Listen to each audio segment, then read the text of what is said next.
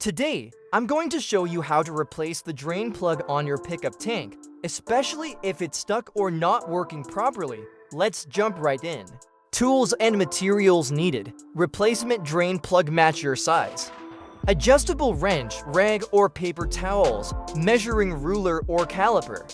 Step 1. Removing the old plug. First, start by unscrewing the cap.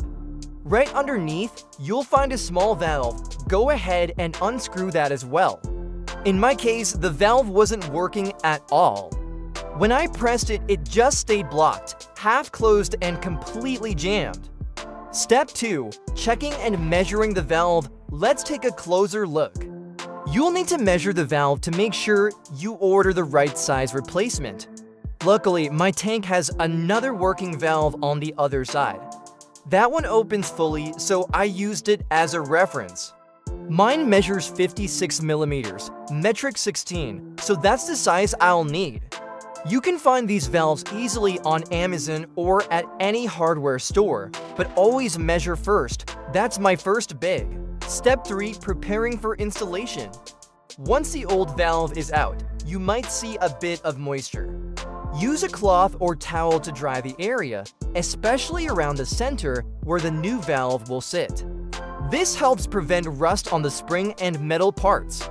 Even though it'll get wet again later, starting with a dry, clean surface is always a good idea. Step 4. Installing the new valve. Now, screw in the new valve, just hand tighten it. No wrench needed, then place the drain plug cap back on top. I've already cleaned mine, so it looks brand new again. Step 5. Final check and wrap up. As you can see, it sits a little high and lets a tiny bit of water escape, so I'll grab one that fits perfectly next time. And that's it, quick and easy. If this video helped you out, don't forget to hit that like button, subscribe, and turn on notifications so you won't miss future DIY repair videos. Thanks for watching. I'll see you in the next one.